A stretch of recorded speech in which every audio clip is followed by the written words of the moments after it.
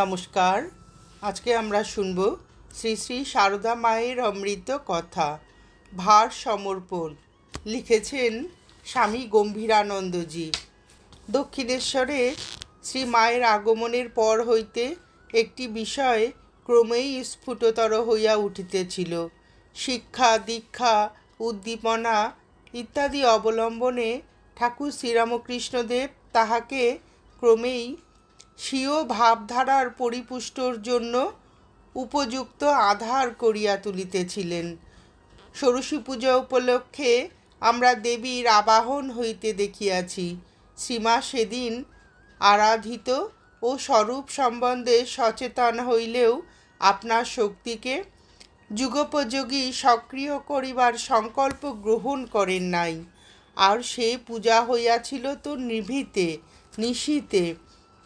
লোকে উহা শুনিয়া থাকিলেও উহার মর্ম সবিশেষ উপলব্ধি করিতে পারে নাই। ইহার পর শ্রীমাকে স্বকার্য সাধনের জন্য স্পষ্ট আহ্বান জানাইবার সময় আগত এবং ভক্তদিগকেও সে বিষয়ে অবহিত করা আবশ্যক।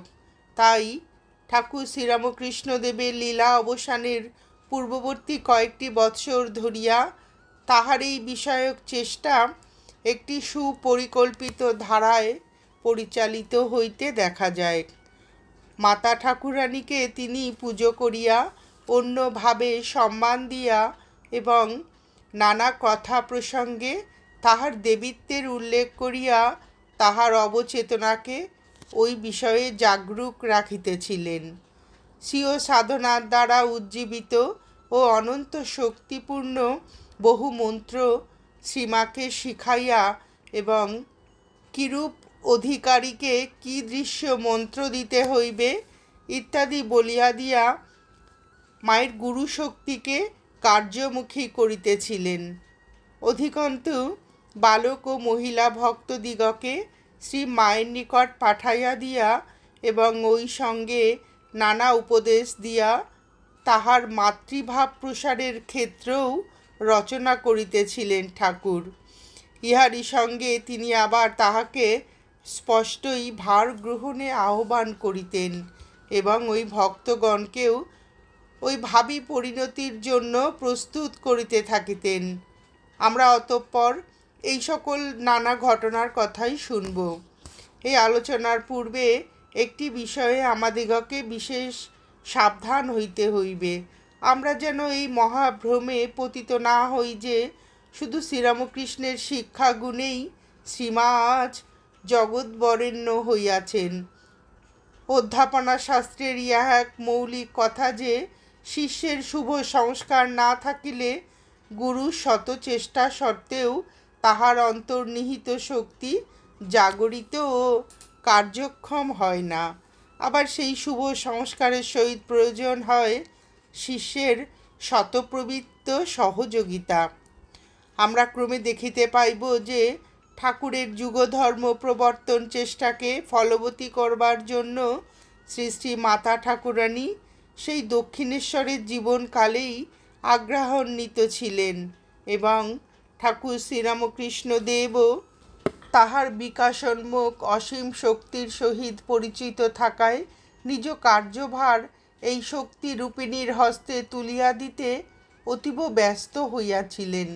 শ্রীযুক্তা গোলাপমাকে ঠাকুর একদিন বলেছিলেন, ও মানে শ্রীমা সারদা সরস্বতী জ্ঞান দিতে এসেছে। রূপ থাকলে পাছে অশুদ্ধ মনে দেখে লোকের অকল্যাণ হয়, তাই এবার রূপ ঢেকে এসেছে। অন্য সময়ে বলেছিলেন জ্ঞানদায়িনী মহাবুদ্ধিমতী, ও কি যে সে, ও আমার শক্তি। আর ভাগিনীয় হৃদয়কে বলেছিলেন, ওরে ওর নাম সারদা, ও সরস্বতী, তাই সাজতে ভালোবাসে। পাঠকের হয়তো স্মরণ আছে, বালিকাবধূর অঙ্গ হইতে ভূষণ অপসারণের পর শ্রীরামকৃষ্ণ জননী চন্দ্রাদেবী বধূকে ক্রোড়ে তুলিয়া সজল নয়নে প্রবোধ বাক্যে বলিয়াছিলেন যে গদাই অতঃপর তাহাকে বিবিধ অলঙ্কারে সাজাইবে।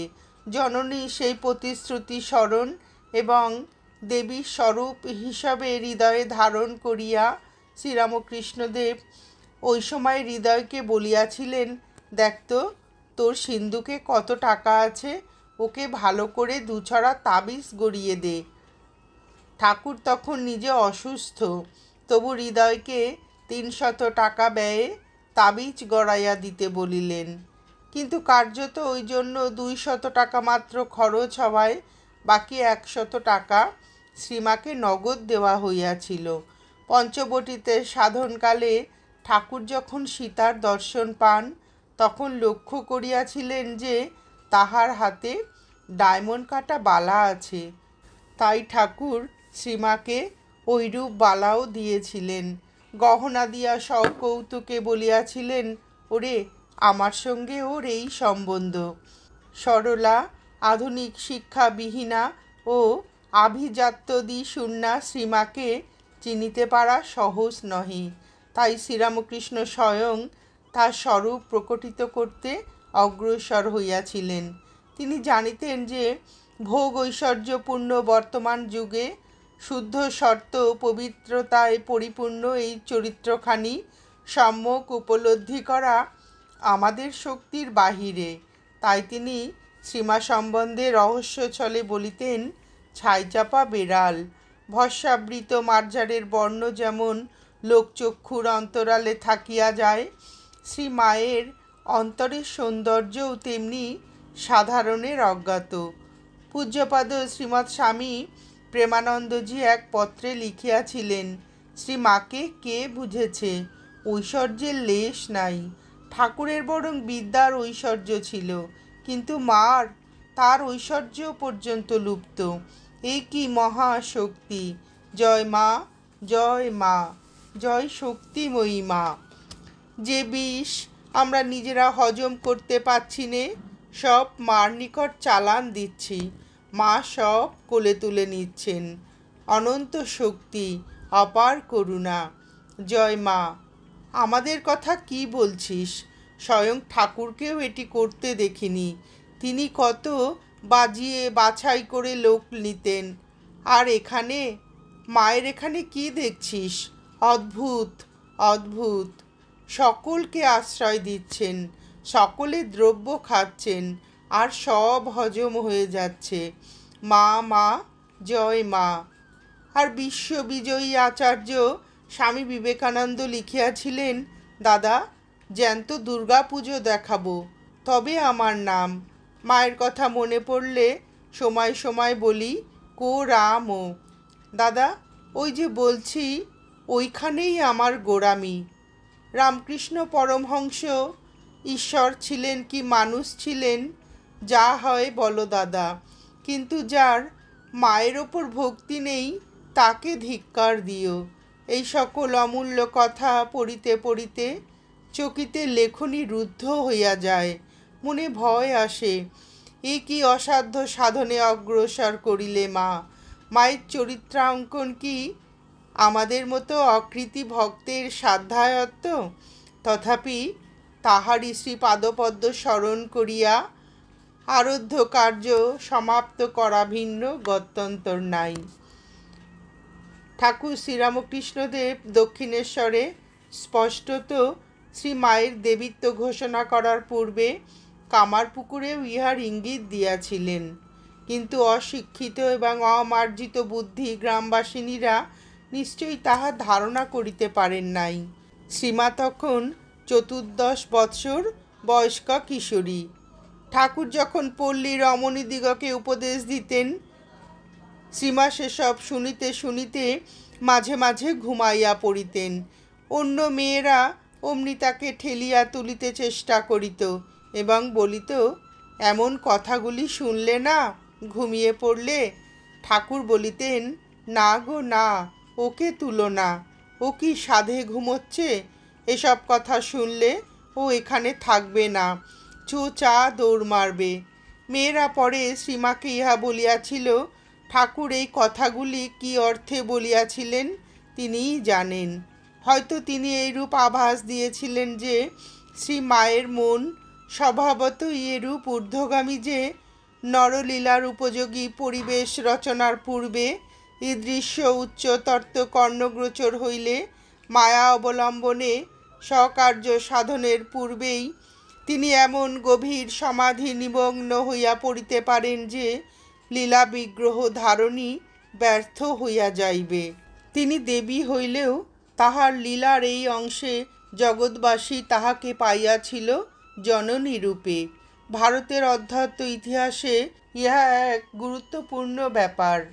তিনি এখানে লক্ষ্মী, সরস্বতী, শীতলা, মনসা, চণ্ডী, দুর্গা ইত্যাদি। তিনি ধনদাত্রী, বিদ্যাদাত্রী, নিরাময় কর্ত্রী, ত্রাণকারিণী, অসুর সংহারিণী। চণ্ডীতে শ্রীমাকে সমস্ত বিদ্যারূপিণী এবং সমস্ত নারীরূপিণী বলা হইয়াছে। তুষ্ট হইয়া তিনি ভক্তি মুক্তি প্রদান করেন, আবার রুষ্ট হইয়া তিনি অধার্মিক অনাচারীর দণ্ড বিধান করেন। নারীরূপে, শক্তিরূপে, দেবীরূপে, মাতৃরূপে আমরা অনাদিকাল হইতেই তাহার পুজো করিয়া আসিতেছি। দেবী এখানে শ্রী মায়ের রূপে সাক্ষাৎ সচলা রক্তমাংসের দেহ বিশিষ্টা শ্রীরামকৃষ্ণদেবের পূজিতা ভবতারিণী ও স্বীয় গর্ভধারিণীর সহিত অভিন্ন শ্রীমা। মানুষ দেবীকে এইভাবে চাহিল কেন, আর ভগবতী বা সেই অভিলাষ পূর্ণ করিলেন কেন? আমরা বলিয়াছি, এই মাতৃমূর্তিতে আবির্ভাব না হইলে অধ্যাত্ম জগতে একটি অপূরণীয় অভাব থাকিয়া যাইত। পূর্বজ্ঞাত বস্তু ও ভাষা ভাবের সাহায্যে মানুষ উচ্চতর সত্যের পরিচয় পায়। মা সন্তানকে গর্ভে ধারণ করেন এবং প্রসবান্তে করে তুলিয়া স্তন্যপান করান। শিশু চক্ষু মেলিয়ায় মাকে পায় স্নেহ, পুষ্টি, তুষ্টি, সৌন্দর্য, পালন প্রভৃতি গুণরাশির একমাত্র আকর রূপে। সাধন ক্ষেত্রে সাধক তাই জগদম্বাকে দেখিতে চায় ইহারই পরকাষ্ঠা রূপে। শ্রীরামকৃষ্ণদেব বলিয়াছেন, মাতৃভাবই সাধনার শেষ কথা। স্বামী বিবেকানন্দও তাহার কর্মযোগে বলিয়াছেন, জগতে মায়ের স্থান সকলের ওপরে, কারণ কেবল এই অবস্থায় মানুষ চরম নিঃস্বার্থপরতা আয়ত্ত করিতে ও কার্যে প্রকাশ করিতে পারে।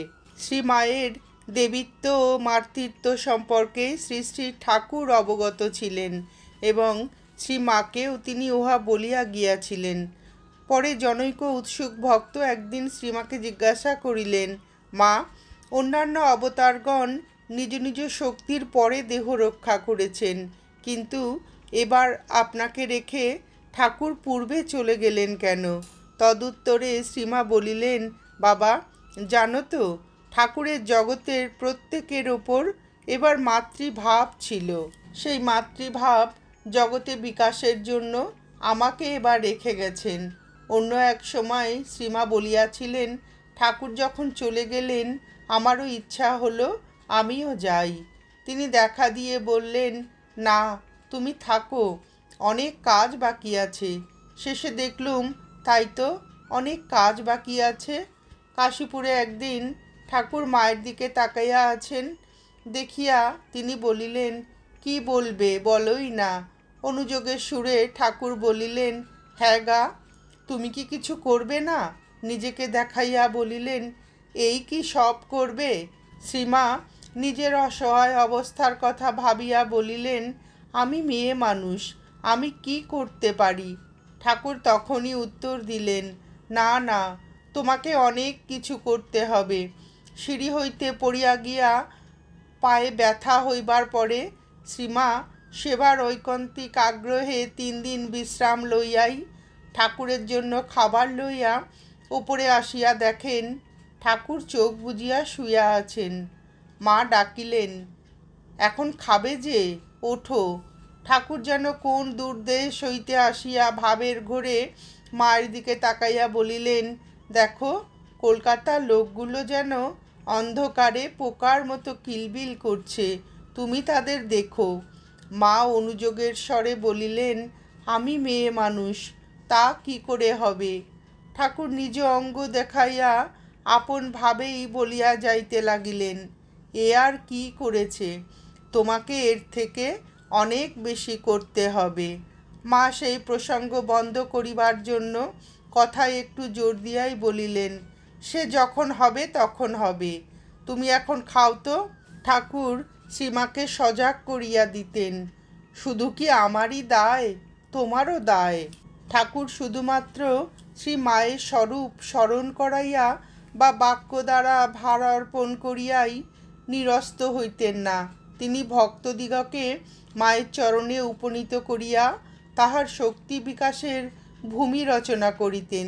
শ্রীযুক্ত সারদা প্রসন্নকে স্বামী ত্রিগুণাতীতানন্দজিকে মন্ত্রগ্রহণের জন্য নহবতে শ্রী মায়ের নিকটে পাঠাইবার কালে তাহার বিশ্বাস উৎপাদনার্থে তিনি বলিয়াছিলেন, অনন্ত রাধার মায়া কহনে না যায়, কোটি কৃষ্ণ কোটি রাম হয় যায় রয়।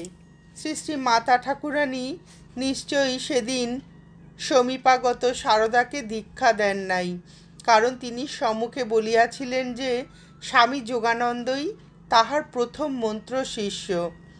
সারদা মহারাজের ভ্রাতা শ্রীযুক্ত আশুতোষ মিত্রও মায়ের নিকট মন্ত্র দীক্ষা প্রাপ্ত হইয়াছিলেন। ভক্তবৃদ্ধির সঙ্গে সঙ্গে শ্রী মায়ের যখন রুটি করা, পান সাজা ইত্যাদি কাজে শারীরিক শ্রম খুবই বাড়িয়াছে, ঠিক সেই সময়ে শ্রীযুক্ত লাটু স্বামী অদ্ভুতানন্দজি দক্ষিণেশ্বরে আসিয়া বাস করিতে লাগিলেন। প্রথম তিনি প্রায় পঞ্চবটী প্রভৃতি তপস্যাপুত স্থানে অনেকক্ষণ ধ্যানে বসিয়া থাকিতেন, উহাতেই দিন কাটিয়া যাইত। একদিন ঝাউতলার দিকে শৌচে যাইবার পথে ঠাকুর দেখিলেন শ্রীমা ময়দা ঠাসিতেছেন, আর একটু দূরে গঙ্গা তীরে লাটু নিশ্চলভাবে বসিয়া আছেন। ঠাকুর তখনই তাহাকে উঠাইয়া ভ্রমশোধনার্থে বলিলেন, ওরে লেটো, তুই এখানে বসে আছিস, আর উনি যে নহবতে রুটিবেলার লোক পাচ্ছেন না। তারপর লাটুকে নহবতে লইয়া গিয়া তিনি বলিলেন, এই ছেলেটি বেশ শুদ্ধ সত্য, তোমার যখন যা প্রয়োজন হবে একে বলো, এ করে দেবে। সেখান থেকেই লাটু শ্রী মায়ের পরিবারভুক্ত হইলেন। শ্রী শ্রী ঠাকুরের মানসপুত্র শ্রীযুক্ত রাখাল স্বামী ব্রহ্মানন্দজি যখন দক্ষিণেশ্বরে আসেন, ঠাকুর তাহাকেও তখন মায়ের নিকট লইয়া গিয়াছিলেন। শ্রীযুক্ত রাখালের পত্নী আসিলে তাহাকেও শ্রী মায়ের নিকট পাঠাইয়া দিয়া তিনি বলিয়াছিলেন, টাকা দিয়ে যেন বউয়ের মুখ দেখে। ঠাকুরেরই নির্দেশে শ্রীযুক্ত গোপাল দাদা মানে স্বামী অদ্বৈতানন্দজি মায়ের বাজার করিতেন, এবং শ্রীযুক্ত যোগেন মানে স্বামী যোগানন্দজি নানা কার্যে শ্রীমাকে সাহায্য করিতেন। শ্রীযুক্ত পূর্ণ দক্ষিণেশ্বরে আসিলে ঠাকুর তাহাকে আহারের জন্য নহবতে পাঠাইতেন। শ্রীমা তাহার অভিপ্রায় অনুসারে সেদিন পূর্ণকে মাল্য চন্দনে ভূষিত করিয়া ও সস্নেহে পার্শ্বে বসাইয়া বিবিধ ব্যঞ্জনাদি দ্বারা ভোজন করাইলেন, এবং ভোজনান্তে আচমনের জন্য তাহার হস্তে জল ঢালিয়া দিতেন।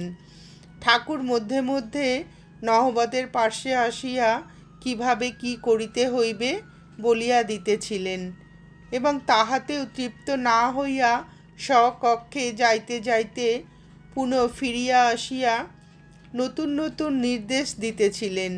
শ্রীমা হয়তো সেদিন মাতৃত্বের পরিপূর্তির সহিত বালক নারায়ণের পূজাও শিখিয়াছিলেন।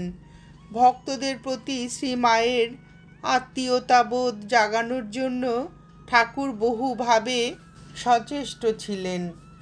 ভক্তবৎ শ্রীযুক্ত বলরাম বসু মহাশয়ের সহধর্মিণীর কঠিন অসুখের সময় ঠাকুর শ্রীমাকে বলিলেন, যাও দেখে এসো গে। শ্রীমা পল্লীগ্রামে পথ চলিতে অভ্যস্ত থাকিলেও বর্তমান স্থলে নগরের ভব্যতা এবং শ্রীরামকৃষ্ণদেবের মর্যাদা রক্ষার চিন্তা মনে উদিত হওয়ায় বলিলেন, যাব কিসে, গাড়ি টাড়ি নেই? ঠাকুর উত্তর দিলেন, আমার বলরামের সংসার ভেসে যাচ্ছে, আর তুমি যাবে না? হেঁটে যাবে, হেঁটে যাও। শেষ পর্যন্ত শ্রীমাকে আর হাঁটিতে হইল না। একখানি পালকি সংগৃহীত হওয়ায় তিনি উহাতে চড়িয়া বলরাম ভবনে গেলেন। প্রসঙ্গক্রমে বলা যাইতে পারে যে শ্যামপুকুরে থাকাকালে আর একবার মা শতপ্রবৃত্ত হইয়াই পদব্রজে বসুগৃহিণীকে দেখিতে গিয়াছিলেন। ভক্তদিগকে মধ্যে রাখিয়া রসিক ঠাকুর কিরূপে নিজ কার্য সাধন করিতেন তাহার দুটি দৃষ্টান্ত যেমন উপভোগ্য তেমনি আলোচ্য বিষয়ে গভীর ব্যঞ্জনাপূর্ণ। শ্রীযুক্ত গৌরীমা তখন দক্ষিণেশ্বরে যাতায়াত আরম্ভ করিয়াছেন। কখনো বা শ্রী মায়ের সহিত নহবতে বাস করেন। একদিন ঠাকুর সেখানে উপস্থিত হইয়া গৌরীমাকে কৌতুক ভরে জিজ্ঞাসা করিলেন, বলতো গৌরীদাসী, তুই কাকে বেশি ভালোবাসিস? রঙ্গময়ী গৌরীমা সহজ কথার উত্তর না দিয়ে সেই ভাবের পূর্তির জন্য সুকণ্ঠে গান ধরিলেন। রাই হতে তুমি বড় নও হে বাঁকা বংশীধারী, লোকের বিপদ হলে ডাকে মধুসূদন বলে, তোমার বিপদ হলে পরে বাঁশিতে বলেও রাই কিশোরী। গানের তাৎপর্য সহজেই বোধগম্য। শ্রীমালজ্জায় গৌরীমার হাত চাপিয়া ধরিলেন। ঠাকুর হার মানিয়া হাসিতে হাসিতে চলিয়া গেলেন। এরকমই আর একটা দৃষ্টান্ত আমরা শ্রী রামকৃষ্ণ পুঁথিতে পাই। একদিন শ্রীযুক্ত কালীপদ ঘোষের দানাকালীর পত্নী অতি বিষণ্ণ বদনে ও আকুল প্রাণে ঠাকুর শ্রীরামকৃষ্ণের নিকটে আসিয়া নিবেদন করিলেন যে তাহার স্বামী কুসঙ্গে ও কুকার্যে মত্ত থাকিয়া পারিবারিক জীবন বিষময় করিয়া তুলিয়াছেন। সুতরাং ঠাকুর যদি দয়া করিয়া কোনো ওষুধ দেন তবেই তিনি অকুলে কুল পান। দানাকালী তখনও শ্রীরামকৃষ্ণদেবের নিকট যাতায়াত আরম্ভ করেন নাই এবং কলকাতার লোক তখনও ঠাকুরের সংসার সম্বন্ধ শূন্য সাত্ত্বিক ভাবের সহিত পরিচিত হয় নাই। তাই ঘোষ পত্নী তাহাকে উচ্চ শক্তি সম্পন্ন সাধুমাত্র ভাবিয়াই ওষুধ যাচা করিলেন। ইহা ঠাকুরের দৃষ্টিতে বিসদৃশ্য হইলেও রহস্য করিবার জন্যই হউক কিংবা ঘোষপত্নীর কাতরতায় বিচলিত হইয়াও হউক অথবা কোনো অজ্ঞাত দৈব প্রেরণায় তিনি তাহাকে নিরস্ত না করিয়া নহবতে যাইতে পরামর্শ দিয়া বলিলেন, সেখানে এক স্ত্রীলোক আছেন, তুমি তাকে সব খুলে বলো, তিনি ঠিক ঠিক তোমায় ওষুধ দেবেন। তার এইসব মন্ত্র ঔষধি জানা আছে। এই বিষয়ে তার শক্তি আমার চেয়ে বেশি। শ্রীমা তখন পুজোয় বসিয়াছেন। তাহার মন তখন জাগতিক পঙ্কিলতার ঊর্ধ্বে এক অতি করুণাপূর্ণ রাজ্যে বিচরণ করিতেছে। ঘোষপত্নীর সমস্ত কথা শুনিয়া তিনি বুঝিতে পারিলেন যে ঠাকুর রঙ্গ করিতেছেন। তথাপি তিনি এই আর্ত হৃদয়কে নিরাশ করিতে না পারিয়া বলিলেন, আমি আর কি জানি বাছা, তিনিই ওষুধ জানেন, তুমি তারই কাছে যাও। বিপন্না নারীকে ফিরিয়া আসিতে দেখিয়া ঠাকুর বোধহয় বুঝিলেন যে রঙ্গ জমিয়াছে। সুতরাং আরও রঙ্গ সঞ্চারের জন্য তিনি তাহাকে পুনর্বার নহবতে পাঠাইলেন।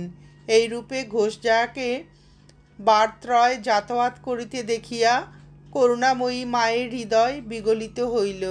তিনি সমস্ত ব্যাপারটাকে শুধু রঙ্গরসে আবৃত করিয়া সেই ব্যথিত প্রাণে আরও আঘাত দিতে চাহিলেন না। অতএব তিনি সেই নারীকে আশ্বস্ত করিয়া এবং পুজোর একটি বিল্বপত্র তাহার হাতে দিয়া স্নেহমাখা স্বরে বলিলেন, বাছা, এইটি নিয়ে যাও, এতেই তোমার বাসনা পূর্ণ হবে। ঘোষ গৃহিণী সেই আশীর্বাদ মাথায় তুলিয়া লইলেন। যথাকালে মায়ের অমোঘ বাণী সফল হইয়াছিল। দানাকালী শ্রীরামকৃষ্ণদেবের অনুচর বৃন্দের অন্তর্ভুক্ত হইয়াছিলেন।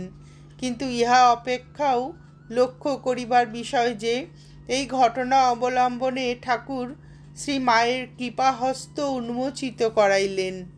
নারী হৃদয়ে মাতৃত্বের আকাঙ্ক্ষা অতি স্বাভাবিক, কিন্তু সেই মাতৃত্ব সর্বদা একই রূপে প্রকটিত হয় না।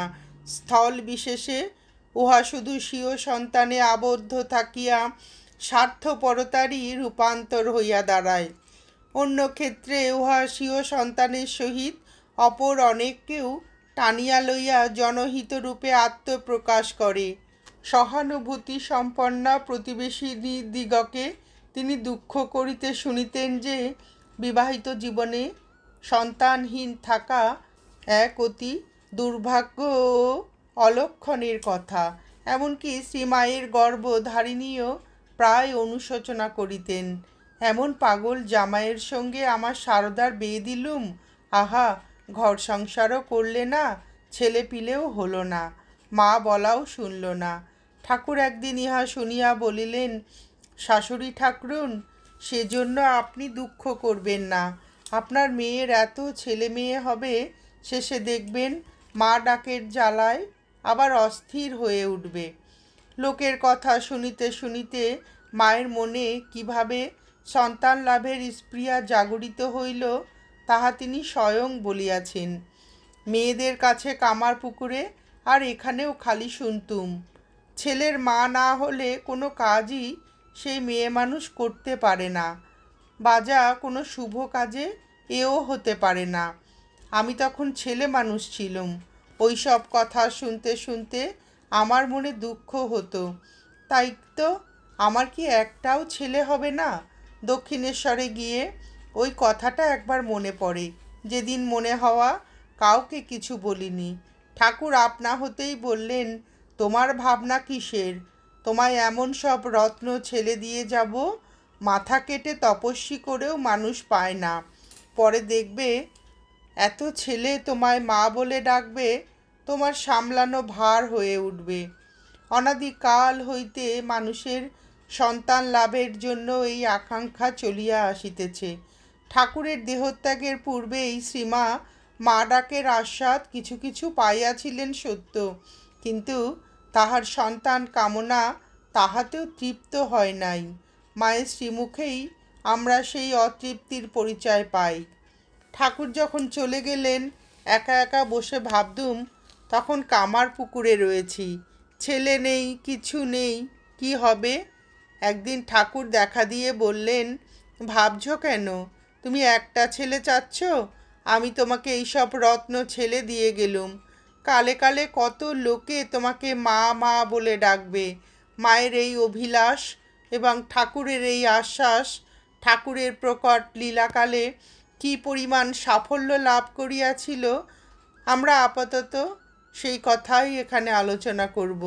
দক্ষিণেশ্বরে আগত অল্প বয়স্ক ভক্তদিগকে শ্রীমা নিজ সন্তানের মতোই দেখিতেন এবং তাহাদের প্রতি একটি অনুপম আকর্ষণ বোধ করিতেন।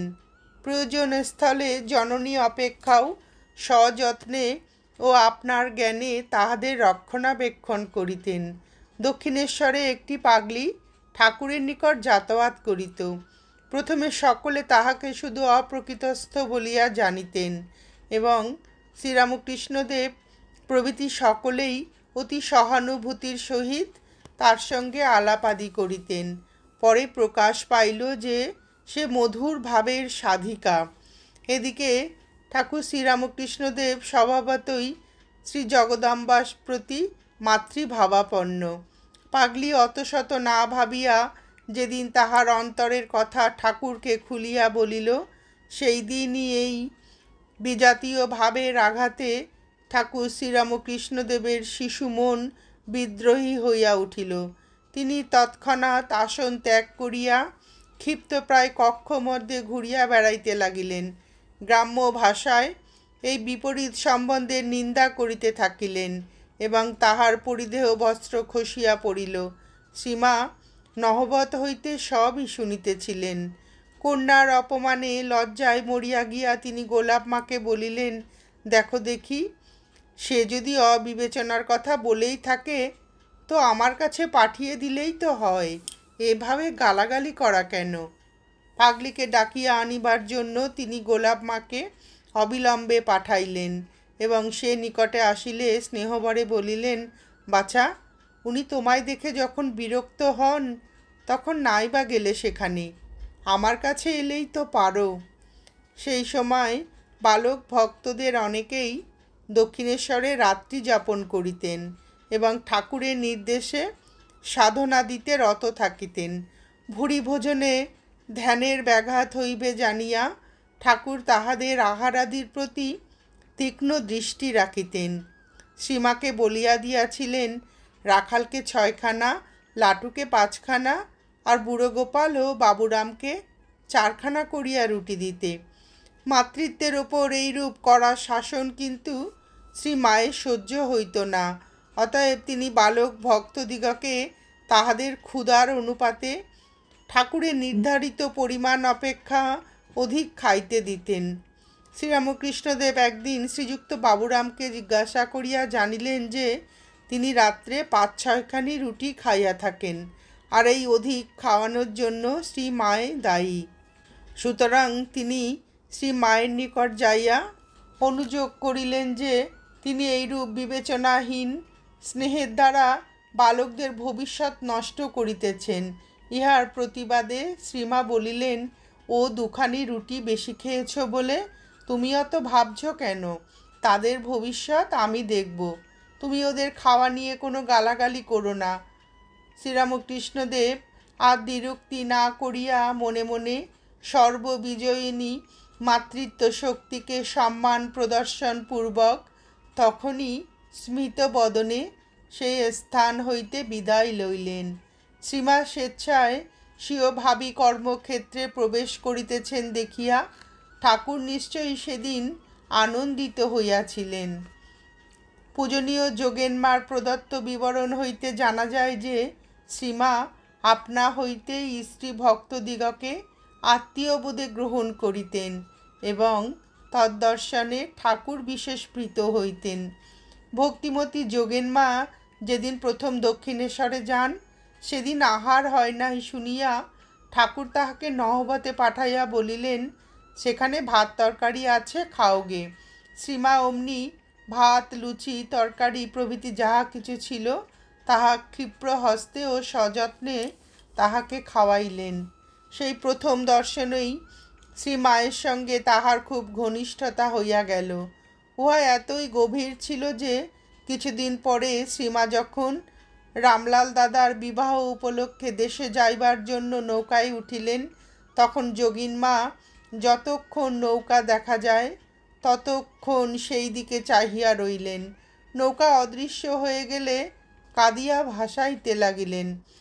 শ্রীরামকৃষ্ণদেব যোগিনমাকে ওইরূপ অবস্থায় দেখিয়া সান্ত্বনা দিলেন এবং যথাকালে শ্রীমা ফিরিয়া আসিলে বলিলেন, সেই যে ডাগর ডাগর চোখ মেয়েটি আসে সে তোমাকে খুব ভালোবাসে।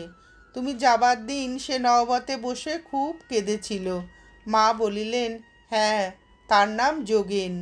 যোগিনমার ওপরে মায়ের এত বিশ্বাস ও ভালোবাসা ছিল যে প্রতি বিষয়ে তাহার পরামর্শ লইতেন। যোগিনমা মায়ের কেশবন্ধন করিয়া দিলে শ্রীমা 3-4 দিন পরেও স্নানের সময়ও খুলিতেন না। বলিতেন, না, ও যোগেনের বাঁধা চুল, সে যেদিন আসবে সেই দিন খুলব। যোগিনমা একদিন দেখিলেন শ্রীমা কতকগুলি পান শুধু চুন সুপুরি দিয়া সাজিলেন এবং কতকগুলি ভালো করিয়া সাজিলেন। জিজ্ঞাসা করিলে বলিলেন, এগুলিতে এলাচ মশলা দিলে না মা? ওগুলি কার আর এগুলিই বা কার? মা উত্তর দিলেন, যোগেন, এগুলি মানে ভালোগুলি ভক্তদের, ওদের আমাকে আদর যত্ন করে আপনার করে নিতে হবে, আর ওইগুলি মানে অন্যগুলি ওর মানে ঠাকুরের জন্য, উনি তো আপনার আছেনই। ভক্তদের গমনাগমন ও ভজন কীর্তনাদি তখন লাগিয়াই আছে। ঠাকুর শ্রীরামকৃষ্ণদেবের সন্তুষ্টি বিধানে উৎসৃষ্ট জীবনা ভক্ত জননী শ্রী মায়ের তাই অবসর নাই। দিবারাত্র রান্নাই চলিতেছে কত। এত কাজের মধ্যেও মায়ের মন সর্বদা শ্রী ঠাকুরের চরণেই পড়িয়া থাকিত। সেই অলৌকিক মনোসংযোগের ফলে তিনি ঠাকুর মুখ খুলিয়া কিছু বলিবার পূর্বেই যেন সমস্ত শুনিতে পাইতেন এবং সেই অনুযায়ী ব্যবস্থা করিয়া রাখিতেন। শ্রীযুক্ত সারদা প্রভৃতি অনেক অল্প বয়স্ক বালক ভক্তের নিকট তখন দারিদ্র নিবন্ধন বা অভিভাবকের বিরোধবশত দক্ষিণেশ্বর হইতে গৃহে ফিরিবার উপযুক্ত পয়সা থাকিত না। কাজেই ঠাকুর তাহাদিগকে শ্রী মায়ের নিকট হইতে পয়সা লইতে বলিতেন। বরাহনগর বাজার হইতে বিধানস্কর পর্যন্ত তখন শেয়ারের গাড়িতে ভাড়া 1 আনা লাগিত। পিতার ভয়ে কাতর সারদা আসিলেই লজ্জাশীলা শ্রীমা তাহার বাড়ি যাইবার মুহূর্তে 4টি পয়সা নহবতের দরজার গোড়ায় রাখিয়া সরিয়া যাইতেন। যথাকালে ঠাকুরের আদেশে সারদা তথায় আসিবা মাত্র বিনা প্রার্থনায় পয়সা পাইতেন। শ্রীযুক্ত নরেন্দ্র আসিতেই ঠাকুরকে যেই বলতে শোনা গেল, তুই আজ এখানে থাকবি, অমনি শ্রীমা ছোলার ডাল চড়িয়া দিয়া ময়দা ঠাসিতে বসিলেন। কারণ নরেন্দ্র মোটা মোটা রুটি ও ছোলার ডাল পছন্দ করতেন। ঠাকুর ঝাউতলার দিকে যাইবার পথে শ্রীমাকে নরেন্দ্রের জন্য রাঁধিবার কথা বলিতে গিয়া দেখিলেন সমস্ত আয়োজন আরম্ভ হইয়া গিয়াছে। মহিলা ভক্তগণ দিবাবসানে দক্ষিণেশ্বরে আসিলে তাহাদের রাত্রিবাসের স্থান ঠিক করা একটা সমস্যা হইয়া দাঁড়াইত। স্বল্পায়তন নহবতে স্থানভাব জানিয়া ঠাকুর তাহাদিগকে নিজের ঘরের রোয়াকে শুইতে বলিতেন, কিন্তু মা তাহাদিগকে বলিয়া রাখিতেন যে নহবতে স্থান হইয়া যাইবে। সেখানে রাত্রে আহার করিয়া স্ত্রী ভক্তেরা ঠাকুরের ঘরে একটু আলাপ করিতে আসিতেন। তাহারা নহবতে ফিরিবার পূর্বেই শ্রীমা সব পরিষ্কার করিয়া সকলের মতো স্থান করিয়া রাখিতেন। আবার তিনি সকলকে কাছে টানাইয়া শোয়াইতেন। সুতরাং কাহারও অন্যত্র যাইবার ইচ্ছা বা প্রয়োজন হতো না। শ্রীমায়ের ভাবী সহচরী যোগিন মা ও গোলাপ মা, ইহারা মাতৃলীলায় মায়ের জয়া বিজয়া নামেই পরিচিত। ঠাকুর যখন চিকিৎসার জন্য দক্ষিণেশ্বর হইতে শ্যামপুকুরে গিয়াছেন, তখন সেবায় বঞ্চিত শ্রীমা দুশ্চিন্তায় দিন কাটাইতেছেন। এমন সময় গোলাপ মা একদিন কথায় কথায় যোগিন মাকে বলিলেন, দেখো যোগেন, ঠাকুর বোধহয় মার ওপরে রাগ করে কলকাতা চলে গেছেন। যোগিন মার মুখে ওই কথা শুনে শ্রীমা গাড়ি করিয়া ঠাকুরের কাছে গিয়া কাঁদিয়া বলিলেন, তুমি নাকি আমার ওপর রাগ করে চলে এসেছ? ঠাকুর বলিলেন, এ কথা তোমায় কে বলেছে? মা বলিলেন, গোলাপ বলেছে। তখন ঠাকুর রাগিয়া গিয়া বলিলেন, হ্যাঁ, সে এমন কথা বলে তোমায় কাঁদিয়েছে? সে জানে না তুমি কে? গোলাপ কোথায়? আসুক না। মা তখন শান্ত হইয়া দক্ষিণেশ্বরে চলিয়া আসিলেন। পরে গোলাপ মা ঠাকুরের নিকটে গেলে ঠাকুর তাহাকে খুব ভৎসনা করিয়া বলিলেন, তুমি কি কথা বলে ওকে কাঁদিয়েছ? জানো না ও কে? এক্ষুনি তার কাছে গিয়ে ক্ষমা চাওগে। গোলাপ মা তখনই হাঁটিয়া দক্ষিণেশ্বরে শ্রী মায়ের কাছে উপস্থিত হইয়া কাঁদিতে কাঁদিতে বলিলেন, মা, ঠাকুর আমার ওপর ভয়ানক রাগ করেছেন। আমি না বুঝতে পেরে অমন কথা বলে ফেলেছি। মা কোনো কথা না বলিয়া খালি হাসিয়া ও গোলাপ বলিতে বলিতে পিঠে 3টি চাপড় দিতেই গোলাপ মার সব দুঃখ যেন কোথায় চলিয়া গিয়া মন শান্ত হইয়া গেল। ব্রাহ্মণী গোলাপ মা যখন প্রথম দক্ষিণেশ্বরে আসেন, তখন তিনি প্রাণ প্রতিমা একমাত্র কন্যা চণ্ডীর শোকে বিহ্বল। ঠাকুর তাহাকে সাদরে গ্রহণ করিয়াছিলেন এবং ঘনিষ্ঠ পরিচয়ের পর শ্রীমাকে তাহার সম্বন্ধে বলিয়াছিলেন, তুমি ওকে খুব পেট ভরে খেতে দেবে, পেটে অন্ন পড়লে শোক কমে। আর একদিন ঠাকুর তাহাকে বলিয়াছিলেন, তুমি এই ব্রাহ্মণের মেয়েটিকে যত্ন করো, এই বরাবর তোমার সঙ্গে থাকবে। বলা বাহুল্য যে শ্রীমা ইহাকে সাদরে গ্রহণ করেছিলেন এবং গোলাপ মাও সেই প্রথম অবস্থায় শ্রী মায়ের সেবায় আত্মোৎসর্গ করিয়াছিলেন। সেই অন্তরঙ্গের সহিত শ্রী শ্রী মাতা ঠাকুরানীর পূর্বোক্ত রূপ অনৈক্য নিতান্তই বাহিরের বস্তু ছিল, উহা মনের বহির্দ্বার অতিক্রম করিতে পারিত না। ঠাকুর যখন কাশীপুরে আছেন, তখন যোগিনমার বৃন্দাবনে যাইয়া তপস্যা করার বাসনা জাগিল এবং এক সুযোগে তিনি উহা ঠাকুরকে জানাইলেন। এই কথা শুনিয়া ঠাকুরের মুখ উজ্জ্বল হইয়া উঠিল। তিনি উৎসাহ দিয়ে বলিলেন, তুমি বৃন্দাবনে যাবে? বেশ হবে, যাও যাও, সব সেখানে পাবে। শ্রীমা তখন শ্রী শ্রী ঠাকুরের পর্থ লইয়া ঘরে উপস্থিত ছিলেন। তাহার দিকে চক্ষু ফিরাইয়া ঠাকুর যোগেনমাকে বলিলেন, ওকে মানে শ্রীমাকে বলেছ? ও কি বলে? মা তাড়াতাড়ি বলিলেন, যা বলবার তুমিই তো বললে, আমি আবার কি বলবো? ঠাকুর যেন সে কথা শুনিয়াও শুনিলেন না। তিনি যোগেনমাকে আবার পরামর্শ দিলেন, ওগো বাছা, ওকে রাজি করিয়ে তবে যেও, তোমার সব হবে।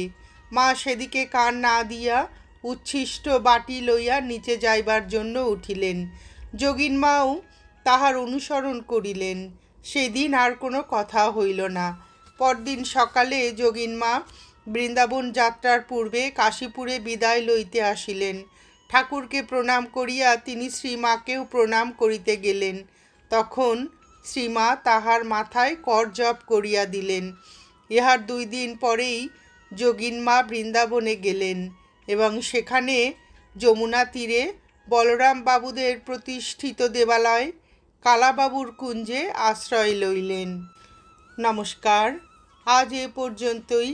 শ্রী শ্রী ঠাকুরের ভার সমর্পণের জন্য ঠাকুর শ্রীমাকে কেমনভাবে তৈরি করেছিলেন সেই সব বিভিন্ন ঘটনার কথা আমরা এখানে শুনলাম। মায়ের কথা শুনে আপনাদের ভিডিওটি কেমন লাগলো জানাবেন। শ্রী শ্রী ঠাকুর, শ্রীমা ও স্বামীজির অফুরন্ত ভালোবাসা ও আশীর্বাদ আমাদের সকলের মাথার ওপর অঝোর ধারায় বর্ষিত হোক, এই প্রার্থনা করে ভিডিওটি শেষ করছি।